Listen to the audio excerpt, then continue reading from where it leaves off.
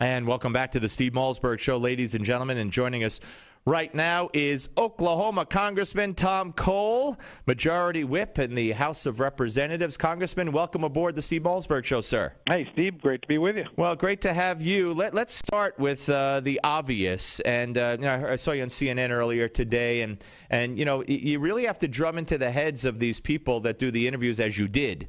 To them, it's all about, could the website be fixed? Can Obama, turn people's belief in him around?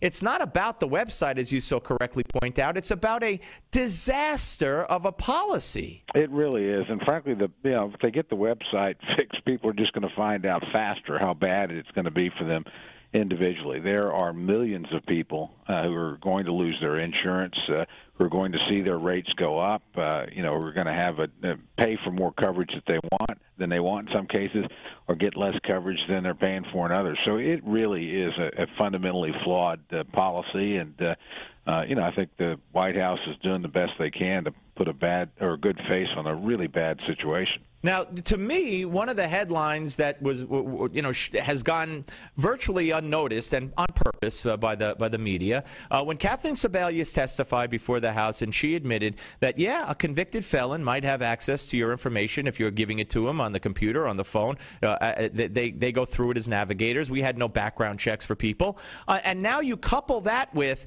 4 security experts who a few weeks ago testified also before the House, I forget which committee, and when asked, is the website secure, you heard 4 words from 4 different people: no, no, no, no. And now comes a story yesterday where you guys had a hacker testifying that the security of Obamacare website is almost non-existent. Yeah, it's almost comical, if it wasn't so serious, about how many flaws there are, and how many mistakes have been made, how many hundreds of millions of dollars. We spent close to $500 million developing this website up to the point of launch. Goodness knows how much they've spent trying to fix it in the last 6 or 8 weeks. So it just is an unfolding debacle, and it's never ending. I was talking to one of my Republican colleagues today, and he said, I knew we were right when we were making our argument against this in 2009 and 10, but I didn't know how spectacularly right we were. This is really bad policy for the American people. A Harvard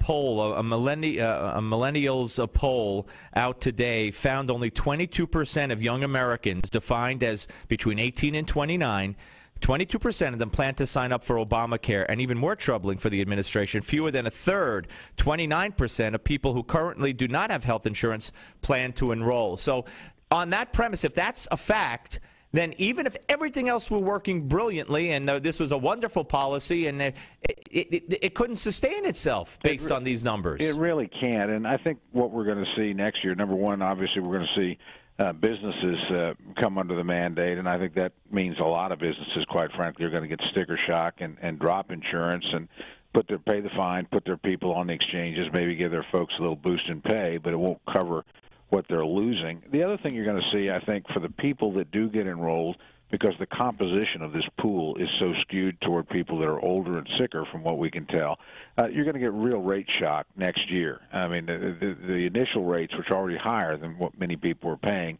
are going to go up yet again. So, again, I don't see a way out of this mess for the president.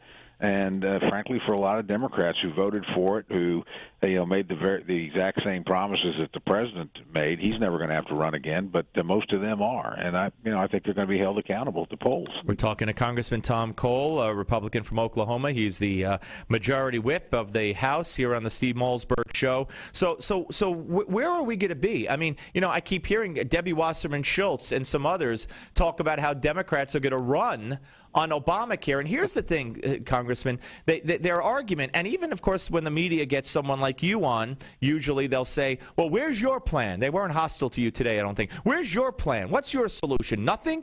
I don't know, maybe the strategy is stand back and let this debacle unfold, which I'm fine with, but what would it hurt if you guys came up with, a 1 or 2 page plan that you could show to the American public and hold it in contrast to the 1,800 pages, which ruins our lives, and say, here's our plan. Take some of the good points from the plan that's already been passed, like people want to keep their kids on insurance till they're 200 years old, give it to them.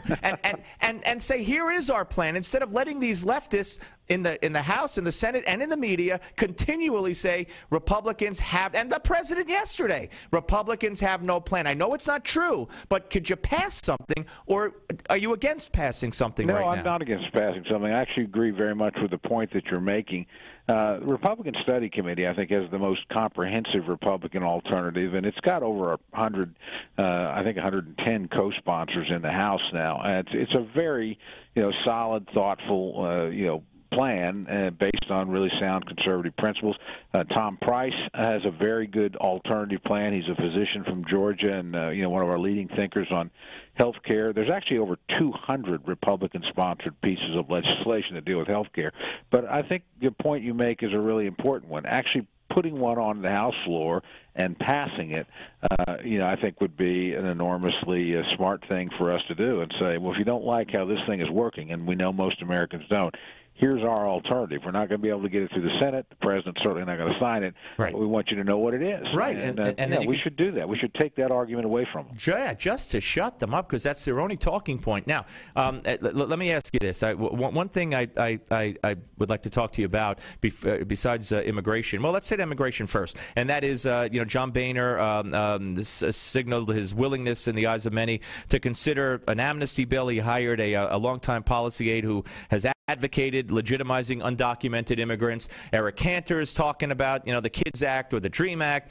Paul Ryan says we're going to do this. Now, you're not going to take up the Senate bill, but a lot of people are concerned on the right in conservative circles that, and there's a report that Boehner is waiting until after candidates could register to run for House seats. So, in other words, he's trying to pull, according to the report, pull the wool over the eyes of people, thinking he's not going to go tough on immigration or hard for immigration reform until after Tea Party candidates could register against incumbents, and then once they don't register, then he'll unleash it. So is that report true in your view, being that you're in leadership? And where are we on immigration? No, I don't think it is true. I don't think the Speaker would do that. Frankly, he's a pretty stand-up guy, whether you agree with him or don't on a given point. And remember, filing is different in every state. So we have people filing as late as July, and we're certainly not going to be passing, I think, anything that controversial and that important between July and Election Day. It just won't happen. I think what the Speaker has suggested is that he wants a step-by-step, piecemeal approach, border security, no amnesty. I mean, amnesty, honestly, not only do I not favor, I'll just tell you politically, couldn't pass the House, and there's no proposal out there that actually embraces amnesty. Now, you might not agree with what they require in terms of background checks, fines, going to the end of the line, waiting 13 years, all that sort of thing. But again, I don't think there's ever any entertainment of amnesty. And there are some smart things that we ought to look at. Seasonal labor that comes into the country to work legitimately for agricultural purposes and leaves. We ought to look at requiring E-Verify, which 40% of the country people that come into the country that are illegal, actually come in legally, and then they just simply don't go home when they're supposed to. So having ways to know that everybody that's applying for a job is indeed a legal citizen, that makes a lot of sense. Obviously enhanced border security. We simply don't have control of our own borders at this point. So I think those are the kinds of things that Boehner envisions, and it's something that's dramatically different than what was passed in the Senate. And with all due respect to those folks, remember, only a minority of Republican senators voted for that bill. Over 30, I think, something like that, voted no. So you're not going to get a Republican House to pass something that only a minority of Republican senators support. So this is not a message that the hiring of Rebecca Tallent, who's advocated liberal immigration reform. You don't read anything into that. I really don't. Now, to be fair, I don't know the lady, okay. So I don't want to over emphasize my knowledge here, but I don't think so. I think the House is. Boehner though, so based on that, yeah. Again, he's not told us anything like that, and again, I've never found him to deceive members. Gotcha. One more. And I appreciate your time, Congressman. Really do. We're talking to Congressman Tom Cole, the majority whip of the House, Republican from Oklahoma, on the government shutdown. And you were dead set against that. Why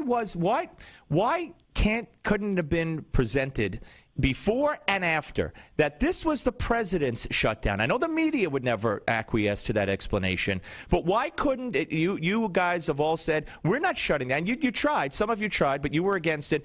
Why do you even today basically kind of said, yeah, we shut down the government? Didn't the president shut down the government by in an unprecedented fashion saying, I will not talk about anything? And he was willing to go over that so-called cliff based on a one-year delay of the medical device tax. That's how weak your demand was at the end. And he still said, I will not talk. So wasn't it his shutdown? And didn't you guys at the end cave because you wanted to protect the country from the going into uncharted waters with a president who was willing to go there based on a one-year delay in a medical device tax? I mean, I don't understand why it's the Republican shutdown. Well, I think the president probably wishes he'd have accepted our initial now, yeah, to delay Obamacare. He'd have been much better off to do what we said.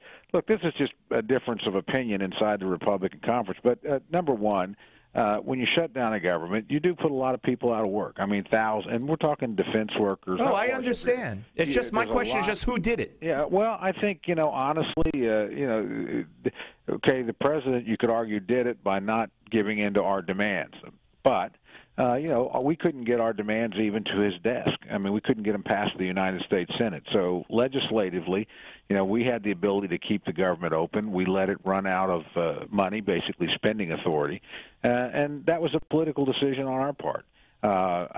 I never thought it was going to work. It's never worked in the past, and it's a tactic that just is not appropriate to achieve the end. I'm all in agreement with the end, but and it hurt us. We were having a very good summer in a sense politically. I mean, not good for the country, but the president had the IRS scandal. He had Benghazi. He had the Syrian all those phony scandals, Congressman. Yeah. Well, fortunately, there needs to be some people in jail over those things.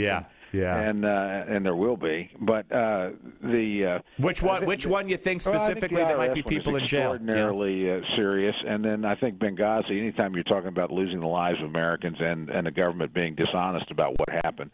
But you think the IRS scandal will result in people in jail? Yeah, I think it's certainly possible, because I'm not sure people have been honest. But we'll see. We'll see where things go. I don't want to, again, get out ahead of myself.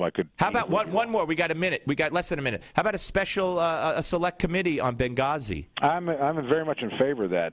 Why won't Boehner do it? Well, I think his argument is that, hey, the normal committees have actually done a pretty good job, and they have. But I think the focus, Frank Wolf has got legislation to do this. I'm a co-sponsor of that legislation, and again, there's competing jurisdictions here. Right. And I get that, and you have to hire extra staff, and it sort of can cause you a problem. But I think the scandal rises to such a level that it ought to get the attention of a special committee and the complete focus of it. Gotcha. And I think we have a much better chance of getting the truth, and I think we know a lot of the truth now. Congressman, and educating the American people about it. And that's the main thing. Congressman, thank you so much for being generous with your time. I hope you'll come back. Hey, Steve, certainly will. Thank you very much. My pleasure. Congressman Tom Cole, ladies and gentlemen, Republican from Oklahoma, on the Steve Malzberg Show. Lots in there. Newsmax TV.